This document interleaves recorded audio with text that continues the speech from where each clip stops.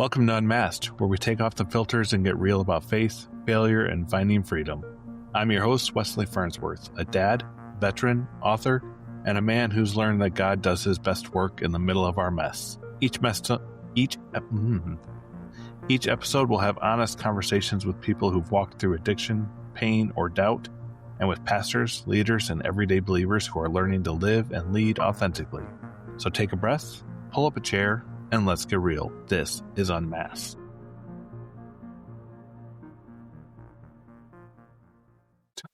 Today on Unmasked, we're taking a closer look at the intersection of faith, mental health, and real-life transformation. My guest, Patrick Healers, is a licensed professional counselor from Michigan who has been helping individuals, couples, and groups find hope and healing since 2016. Patrick's experience spans anxiety, depression, and addiction recovery, along with several years specializing in sexual addiction treatment. He's also a certified professional life coach through the American Association of Christian Counselors and a founder of Bloomworks Concepts and Coaching, where he guides people and organizations towards emotional and spiritual wellness. Patrick brings not only clinical expertise, but also a heart for integrating faith, psychology, and practical growth. We'll be talking about mental health, recovery, and how Christian counseling can help people move from surviving to thriving. Patrick, welcome to Unmasked. Thanks, Wesley. I'm really looking forward to our conversation today. Thanks so much for having me. And yeah, I think it's going to be a great opportunity for us to talk about some of those things you just mentioned. Yeah, I've been looking forward to this conversation since you agreed to come on the show because, I think it's something that there's still a little bit of a stigma around mental health and absolutely, and dealing with things like anxiety and depression and even sexual addiction and things like that. So it's great to have somebody that can come in and speak to a little bit about that. So let's just start right off. Why do you think there's a stigma still around mental health, and even within the church where people are, or within the faith, where people are afraid that going and getting help may reflect negatively on them in some way? Why do you think that is, and what advice would you give to people that are considering getting help? Yeah, that's a question that comes up a lot in a lot of different conversations I've had with people, and I really appreciate kind of how you framed it. There's some stigma that's definitely in the general population, but then there's also a stigma within the church.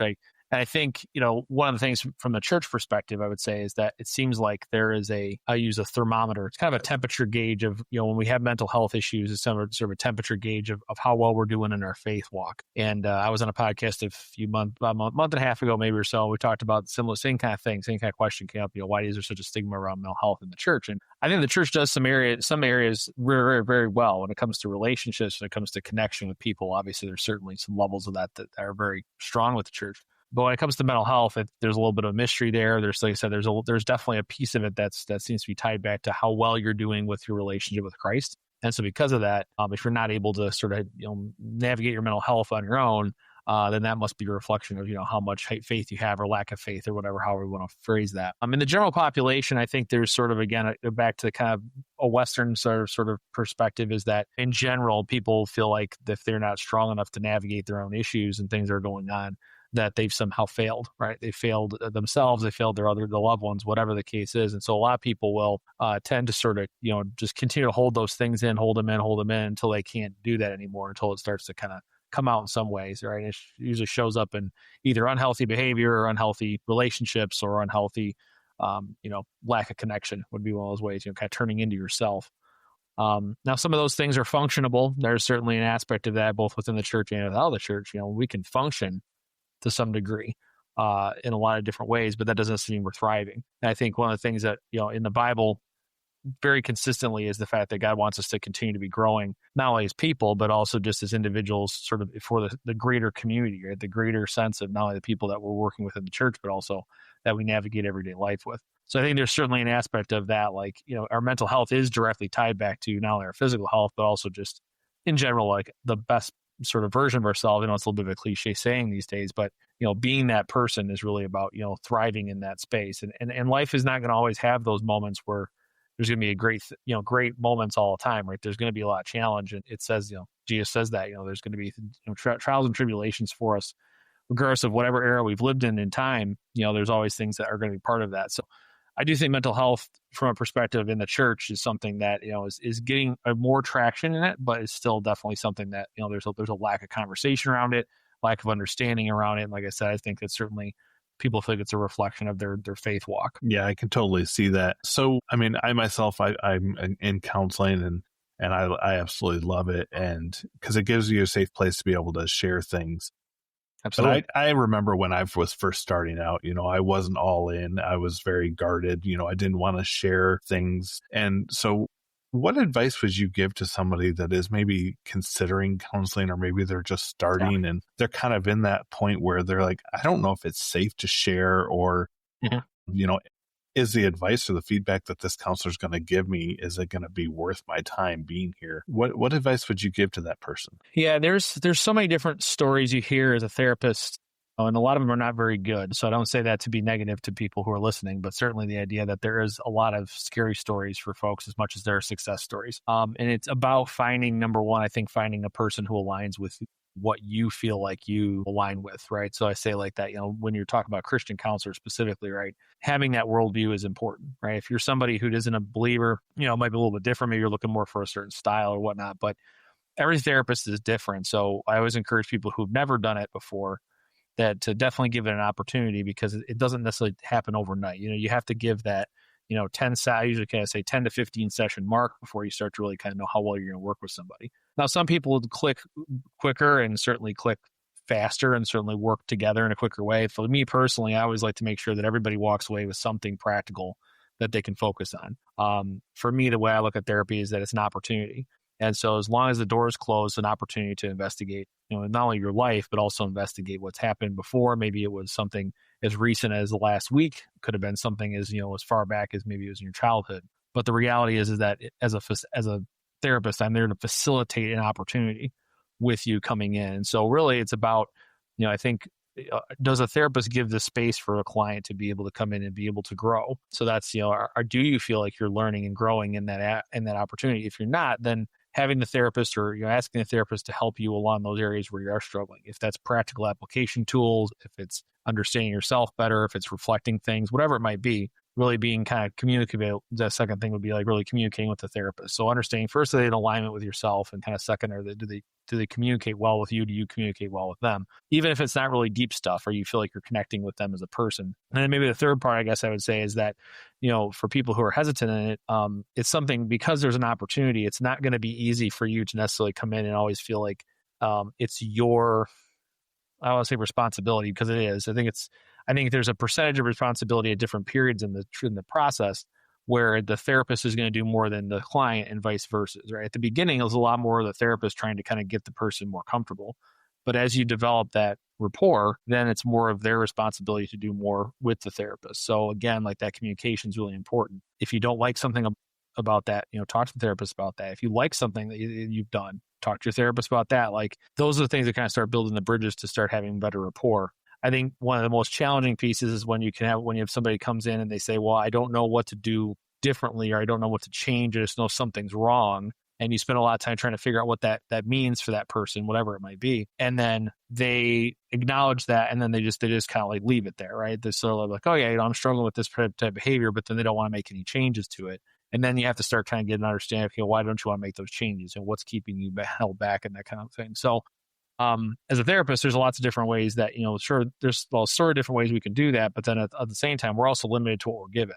So I always tell people that in that opportunity, you're only going to take away what you're going to put in. And so when the door closes, that's your opportunity. And when the door opens and you go back into your life, how are you taking those other 23 hours and applying it to that 1 hour you just spent with the therapist? Because a lot of your life happens outside the therapy room. Like I said, the opportunity is only for that one particular hour. So I don't know if that encourages people, but I would say that, hopefully people have a greater understanding of kind of where they're part of their responsibility and a therapist's responsibility kind of coming into the process. Yeah, I think that's a good point. I mean, a lot of people I know, they're like, well, I go and he doesn't ever give me anything. And I've talked to people where I'm like, well, what did you give them? Because that's something that I've learned is, you only get out of it what you put into it. And so when I was not putting anything into it, I wasn't really getting anything out of it. Absolutely. And the more that I've been open and honest and just shared everything, the more I've been able to get valuable feedback. So I appreciate that feedback from you there.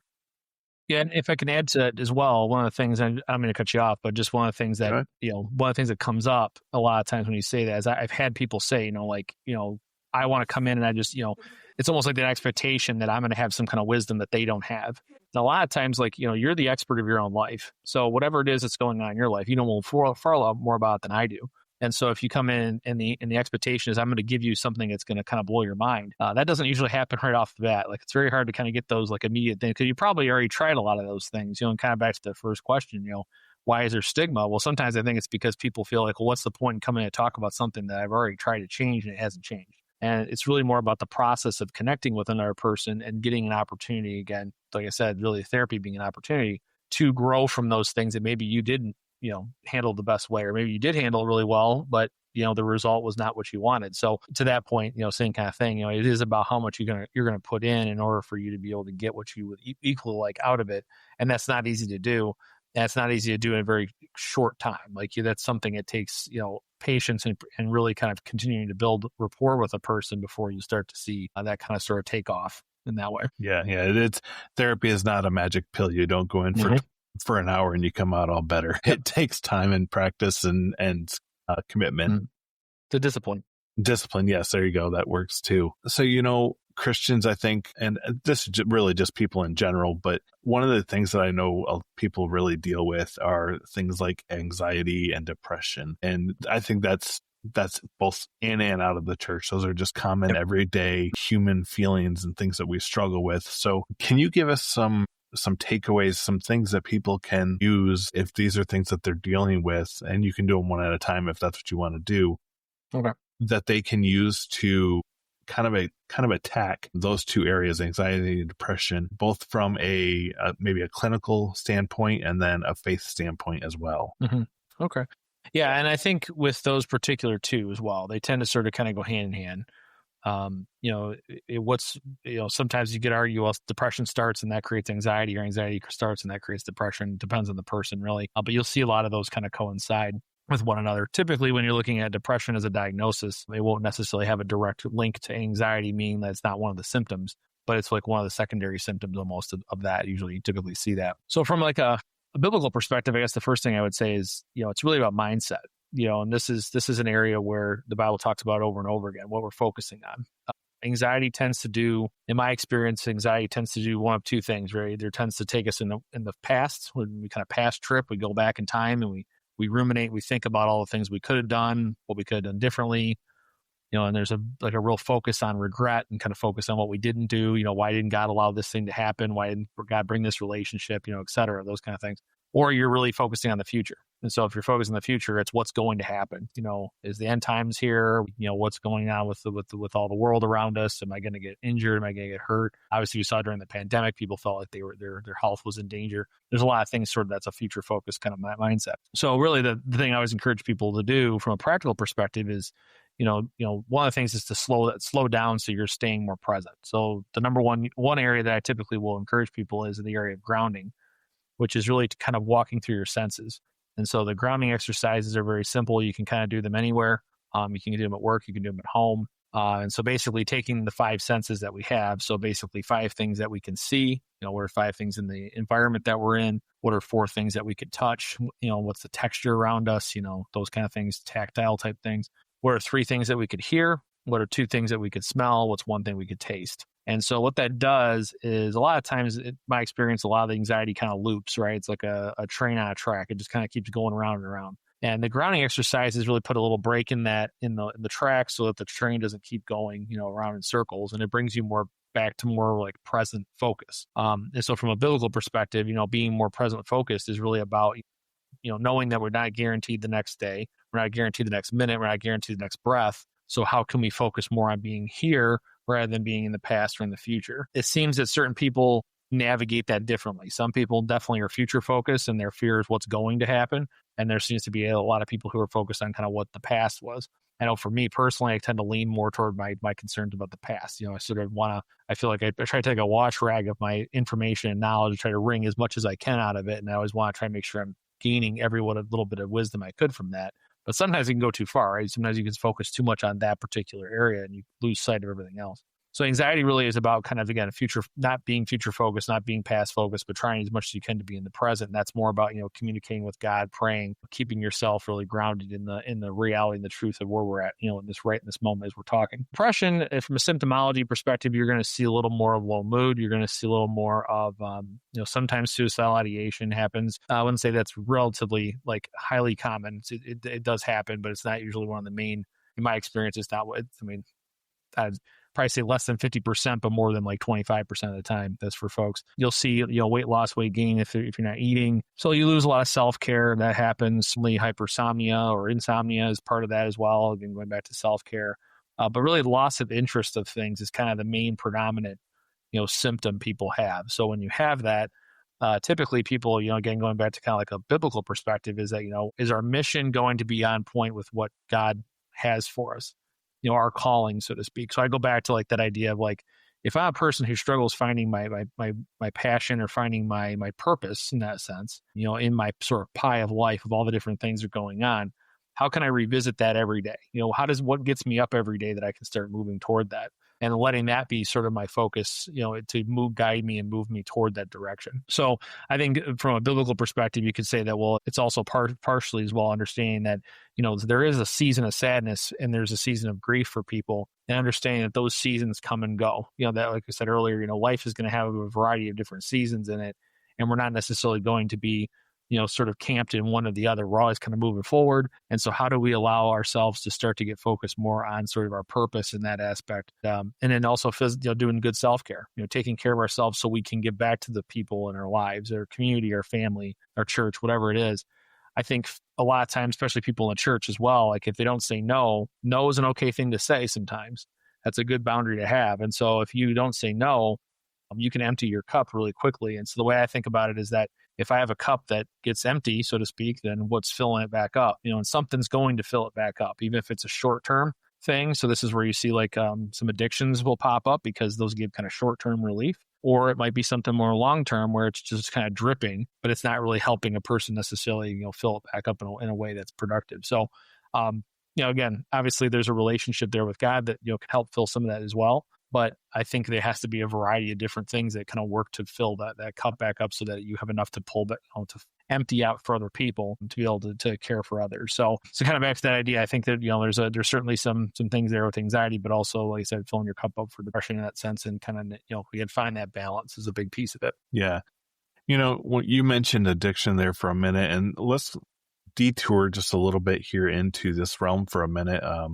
I'm very active in a ministry called Celebrate Recovery, and we deal, we deal with addictions and of all kinds. So what would you say to somebody that is maybe they're in an addiction of some kind and they're in the throes of it and they can't figure out how to get out? They're struggling with it. They've tried everything that they can think of. Maybe they're just coming up blank with new ways to try it. What advice would you give to that person in order to help them maybe find some freedom? Yeah. Well, the first thing is, I think, 12-step programs and programs like Celebrate Recovery and those kind of things are a great start because it gives you an opportunity to let somebody else know about it, right?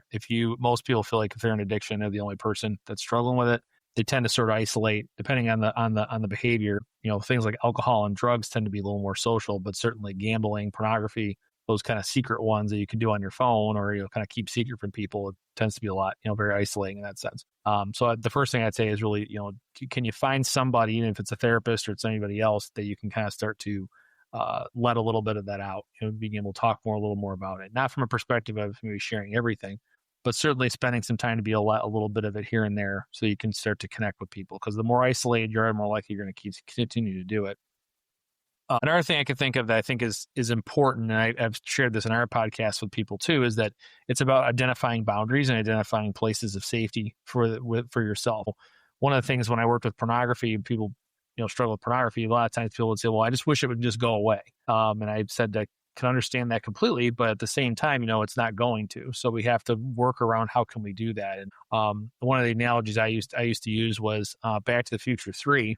In the scene where they're pushing the DeLorean with the train, there's a windmill in that model that Doc builds of the whole that was tested out through a model. And the one sign says point of no return. And Marty says to Doc, well, why is that? What's with the windmill? And Doc's like, well, we have up until that point to stop the train, stop the DeLorean. But if we pass this windmill, we're going to go over the cliff. So I think about that from a perspective of in our lives, we all have windmills. So relapses occur because people are not aware of their windmills. And their windmills could be an emotion. Their windmill could be an event. Their windmill could be a relationship. Their windmill could be a lot of different things. And gaining self-awareness of knowing, and this is where therapy comes into play, knowing where those windmills are so you don't cross them will help you be able to navigate relapses, navigate ongoing addiction behavior, because you'll know, hey, when this thing happens, 98% of the time, I tend to go past that windmill, I act out, whatever that is, or like I said, anything you're choosing to do. So I think that's one thing, is identifying kind of where your windmills are. And then the secondary part with that is then also identifying boundaries that are healthy for you and for devices particularly. The phone has become one of our probably the most intimate device, if not the most intimate relationship we have with another object, so to speak, right? The phone goes to the bedroom, the phone goes to the bathroom, the phone goes places that other people and other things are not allowed to go to. And so the reason that a lot of people have ongoing acting out is because they don't put distance in with their phone. They don't put enough distance with their computer. They don't put enough distance with other things that allow that, so that it has access everywhere. And that's where a lot of times it tends to escalate, especially with pornography. You don't necessarily always see people viewing things that are more outrageous or maybe more perverse, so to speak, but they tend to sort of watch more of whatever they were previously watching. That does happen quite often. So that starts to really eat into their functioning. If like you're only watching 5 minutes a day, that's different than what, and then all of a sudden you find yourself watching 25, 30, 40 an hour. It kind of builds like that. So part of it's also adapting those good boundaries where you have separations from, especially from devices, but really some separations from anything that's going to keep you distracted. Going back to a biblical perspective, it's all about mindset, right? What are we focusing on? Are we focusing on God? Are we focusing on our relationship with Him and those kind of things? Yeah. And I like that you brought up the intimacy of a phone and how it impacts our lives. I think more and more there's new things coming to the surface that people are struggling with, especially when you think of things like doom scrolling, AI and AI, but I'm thinking specifically right this moment just of doom scrolling. Phones they're a part of our lives. We can't get rid of them. They're the necessary evil, if you will. So what advice would you give somebody that is, maybe they're trying to stop doom scrolling so much, but they can't get rid of their phone and still be able to operate? I mean, it's just, like I said, it's a necessary evil now. So what advice would you give that person to maybe be able to limit or reduce the number of hours that they spend doom scrolling now? Yeah. I think one of the biggest things is just slow introduction. I think, setting a timer for 5 minutes and just doing something else other than that, right? Finding, rediscovering the things you like doing, rediscovering a reading, rediscovering whatever it is that's not digital. I know there's so much that is digital, and that's going back to some other things as well, like creating false intimacy, creating spaces for us that that's, social media is all about creating a space for us to share part of our life, but it isn't really an honest part of our life most of the time. And so really it's about trying to, I think, the slow introduction. So slow, 5 minutes here to 10 minutes here, and kind of building up that muscle, so to speak, of getting more comfortable not having the phone nearby. The other thing I'd say is having a physical location for the phone. So when you're at home, if the phone has a space where it is, a garage, so to speak, where it goes, rather than necessarily having just being put in your pocket and following you around it. Part of the intimacy of it is because it has access to go to, like, it just gets put in our pants, or it gets, put in our coat pocket or whatever. And so because of that, I think that's a big part of the reason why that intimacy tends to grow, because, if you go to the bathroom, people are like, why does I have my phone in my pocket? I wasn't even thinking about it. It's that inability to be intentional that I think causes a lot of these boundaries to get sort of crossed. So what we typically see is that these boundaries are crossed not because necessarily the person is intentionally trying to cross them. It's because they accidentally put themselves, or they weren't thinking about I would say accidentally, I guess, inadvertently were crossing a boundary they weren't aware of and they weren't maintaining as being kind of concrete there. Meaning that there's a definitive yes and no to it. Meaning I know that I cannot have the phone in the bathroom, for example. The phone doesn't go there regardless of whatever the problem is, whatever excuse I can come up with. The phone just doesn't go in the bathroom, as an example. But so basically, I think it's a slow introduction of that, like, slowing yourself to, small amounts, but also going back to, like I said before, about being more present in the here and now, engaging with the people around you, engaging, if you're single, engaging with, activities and things you enjoy doing that you can find purpose to, because the more doom scrolling is one of those kind of escapism type behaviors. And you see this very commonly with like pornography as well. Like, people just trying to escape what they're feeling. They don't like what they feel. They feel bored, whatever the case is. They feel anxious, back to anxiety, people feel depression, whatever it is. And so they use those behaviors as a way to escape it. So if we don't acknowledge that we're feeling that way, then we're bound to continue to repeat that behavior because it's what we make is our normal. And when we make that normal be part of what we're doing every day, then it's going to be really hard for us to break from that. Part of it is, I think, yes, so slow reduction is one part, definitely having those boundaries in our part. And then maybe a third part to think about with that is just identifying those feelings that cause that doom scrolling and identifying why doom scrolling is a way that I've navigated ignoring maybe those are feelings, even if it's just boredom. I mean, boredom is a feeling to some degree. We need to that's an area where we need to refocus, right? We need to, read, or we need to engage in some way. Our brain's having a hard time, finding something to engage with. So, and I think that the phone has amplified that for everybody. And not everybody has ADHD right now, but certainly there's a lot more people who see it because we're symptoms related to the phone. Yeah. And one of the things that I think people struggle with is just figuring out how to change their mindset. You said something a couple minutes ago, and I don't remember exactly what it was, but it kind of brought to mind this idea that, people are, they'll take their phone to the bathroom for, let's just say, because they're afraid that so-and-so is going to call. And if they don't answer the minute that they call, then somebody else that person's going to think negatively of them. Or, if their boss calls and they don't answer the phone, then something's going to happen. And I think, in some cases, that is actually the case because people are in this instant gratification, instant satisfaction mindset that if I call somebody, they have to answer or they're just dodging my call or, whatever. And so how would you go about beginning the process of changing that mindset that, it's okay for me to not answer the call, and it's okay for somebody to not answer my call right away if maybe they're the employer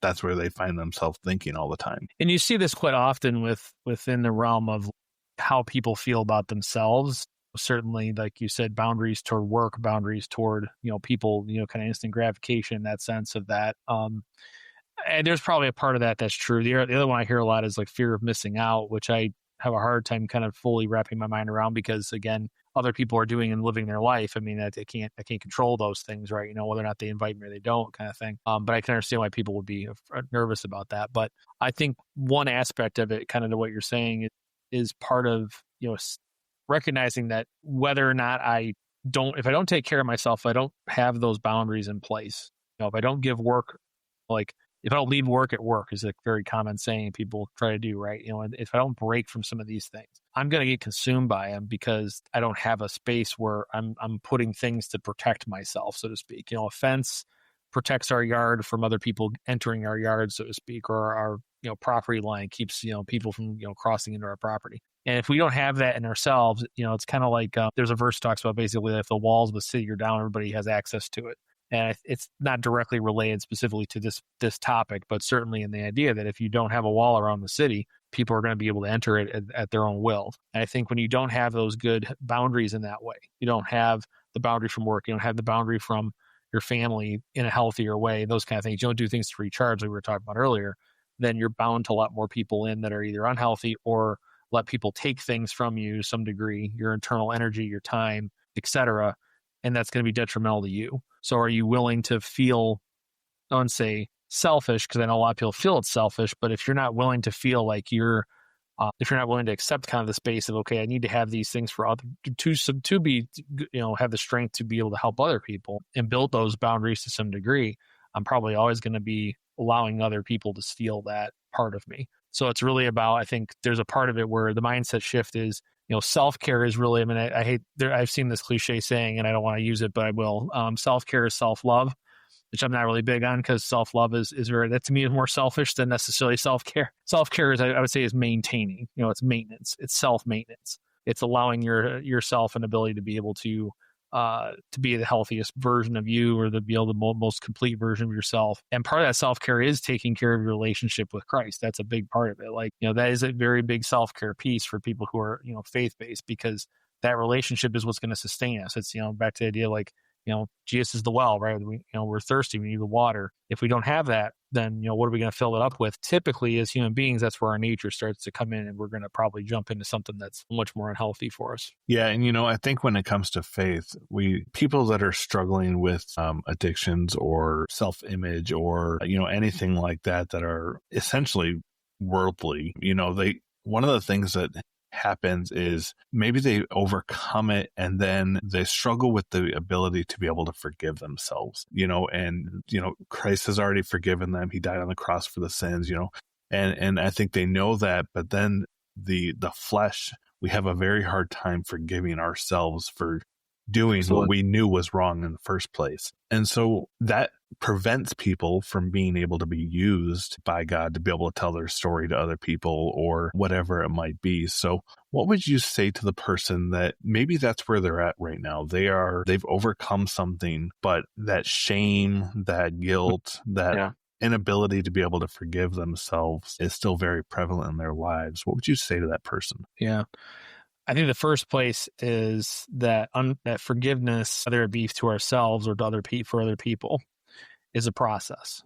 We tend to look at forgiveness a lot. I think it's starting to change a little bit, but certainly growing up as a kid, in the church in different areas that I was experienced, my faith, when I was younger, is that forgiveness always kind of have this mentality of being a one-time thing. I accept forgiveness to person A, I offer forgiveness to person B, whatever. And so because of that, it's like, well, if I forgive them, then I don't feel, right? That's kind of almost the response. Like, is that if I forgive them, then I just don't have any, sort of response to it. At least that's how my perspective growing up was. But I think as a therapist, I've kind of seen that, forgiveness is a process, number one, even to ourselves, right? Like if I'm not willing to say, okay, this is who I used to be, and it's going to get to my second part, but really kind of taking on a new identity, which is what Christ, says that we do. Paul talks about that idea that we're taking on the image of Christ, as believers. Part of the unforgiveness or part of the forgiveness struggle I think people have is then say, okay, this is a process. It might not be, tomorrow that I'm going to forgive myself, or 3 days from now, or a week from now, or a year from now. But continuing to do that over and over again, saying, I know that I know I'm taking on this new identity as a child of God. And I think that's the secondary part, is really believing. So knowing the mental space of that and, believing in your heart is tend to be very different in the sense that I know that my identity is in Christ. Like we talked about, you were mentioning, people know they're forgiven, but do people really believe they're forgiven? And I think that that's really where it's that crossing of the bridge of going, okay, I know I'm forgiven, but now I believe it. And I'm going to carry that out in my identity. And that doesn't mean that our flesh isn't going to tempt us. It doesn't mean that our flesh is going to, because I've had questions before, people ask, like, do you think that relapse can be completely eliminated? I think it can be eliminated if we continue to live in that identity. I think it also can be eliminated if we continue to make healthy decisions in our boundaries. But can we go back to that behavior? Absolutely. As long as we're on the earth, we definitely have the ability to do that. So that means that all these things that we may overcome in ourselves, I think our nature still is at the door knocking just as much as God is at the door knocking. Jesus said, so which door are we going to answer? And so, some days it's easier to answer the door with Jesus and say, okay, hey, we're inviting you in and being in our space. And your intro talked about, God does his best work in sometimes the most, ugliest mess, so to speak. But then there's other times where it's a lot easier for us to knock, the door of sin is knocking in there, and we like to open that door.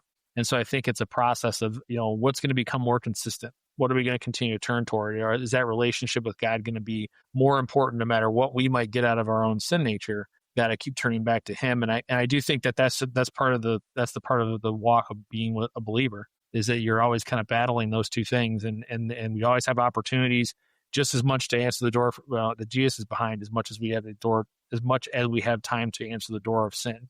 And so part of it, that forgiveness process and that identity piece is, I think, those are kind of go hand in hand there. Yeah. And, I think there's another side of the coin to this that I think we should touch on just briefly. Is, people, maybe they've not had any issues forgiving themselves, but maybe they're having a trouble forgiving somebody else for something that they've done to them, or they've forgiven them.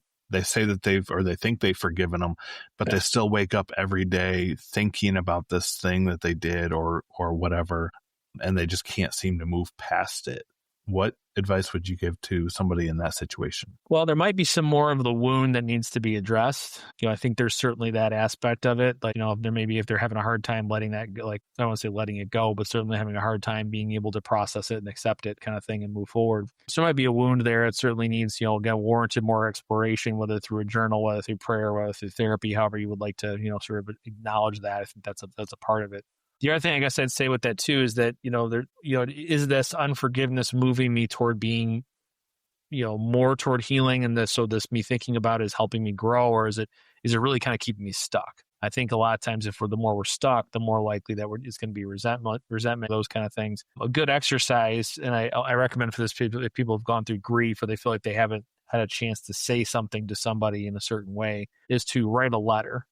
So they use this in grief exercise a lot, is to write a letter to the person who passed away or the person who's no longer in my life, whatever. You could kind of tweak that and say, write a letter to the person who's who you don't feel you can forget. And so write that letter, and then you're not sending that letter. You're not going to even let anybody else read it maybe, but pray on it and look at it and, look at the emotions and look at the processing and see what you're taking away from after writing it. Because maybe that will give you an insight to go, because here's some reasons why I'm not forgiving this person. And then kind of consulting with, either a friend or somebody you trust or a therapist or whoever, to kind of help guide in some of those feelings. I think the more that we ruminate on something, the more we tend to sort of feel like that's we kind of talked about earlier, the more you focus on that mindset, the more likelihood that's where your brain's going to go. In a lot of ways, God made us a really wonderful sense that, we were able to really adapt to healthy things. But when we tend to be in unhealthy spaces, we tend to have a much harder time breaking from those because of the way our body's designed. And so part of that mindset shift is understanding and acknowledging what those feelings are, and then being able to say, okay, where some of these wounds are still coming from that maybe I didn't get a chance to, feel or experience, in the process of myself or in the process of healing or in prayer or wherever that may be. So hopefully that answers the question. But I think forgiveness is a very tricky topic as far as like, what's the practical things to do if you can't forgive? Like, I think it's a lot harder to, it's easy for me to kind of come in here and give you kind of sort of ambiguous answers, but that's sort of the reality of forgiveness. I mean, it is kind of a bit of a mystery in that sense. Like, we all sort of have an idea of what it is, but to really see it played out is really about kind of, what's our behavior? I really think, ultimately, what's our behavior and what's our internal thought life, about that. And I think that's where you see that happen. There's a lot of different things over the last probably year and a half I've seen about, like, part of the forgiveness that God gives us. And then it talks about if you're unwilling to forgive, then how can God forgive you, kind of thing. And that's sort of in that same space. Am I willing to forgive people? Am I continue to work toward that? Or am I just kind of hardening my heart and not letting that go, kind of thing, in that way? Yeah, I think one of the things that I've seen recommended too is, when you write those letters, is I've heard people say, well, I'm not comfortable reading this to anybody else, and Yep. I don't want to keep it laying around where somebody may do it. What's something that I can do with it? And I've heard it recommended that you take the letter and burn it. And, I've heard that too. And yeah. just essentially when you do that, you're letting the smoke or the ash just kind of, as it floats away, you're releasing it and you're letting it go as it floats away. So, maybe that's something that you would consider if you're listening and you're like, I don't know what to do with this piece of paper. Maybe use that as a guide. Yeah, I think symbolism is big on that. Sometimes that's what it is. So, certainly the symbolism of burning it, you could shred it. Obviously, whatever it is that you think is what for you is what's going to help you be able to release that, so to speak. But those letters, again, I don't recommend that. In most cases, I wouldn't recommend that that those kind of letters are ever read to anybody else, unless it's something where you feel like, like I know somebody who wrote one and was sharing it with their family members based on some things that they didn't feel that they could say. So they wrote it, processed it through, understood what they wanted to say, and then shared it. And again, they're not letting the person have it. They're just sort of, reading it through so they knew how they wanted to word what they wanted to word. And sometimes that's what it is. It's about identifying what you wanted to say, the way you wanted to say it, in a way you didn't feel the other person heard you. Again, that doesn't guarantee the other person is going to respond the way that you hope they will. That's the risk, I guess, and it is that, anytime you're in a relationship with anybody it's human particularly, there's a risk because you have to be vulnerable in those moments. And that's where we kind of talked about earlier, like, isolation is a huge piece. If I isolate myself from people, I'm not going to want to risk those moments of healing like that. And again, that's opportunity. Those letters are opportunities for people to be able to understand themselves more clearly. Yeah, we call that, you mentioned not being able to control the other person. In recovery, we call that your side of the street. So you have to clean your side of the street and do what you can do to improve yourself, but you can't control what your neighbor does with their side of the street or your family member does with their side of the street. And you just have to take care of yourself and make sure your side is clean. And then the rest of it is out of your hands. And that's a hard pill to swallow and a hard thing to accept. So, yeah, I think that's the key word, right? Is accepting it. Because I think a lot of people feel like, why can't I, help them clean their side of the street? When the reality is the fact that, you can. They're just like, they can't do the same for you, So that's kind of and that is a hard thing to accept. Yeah.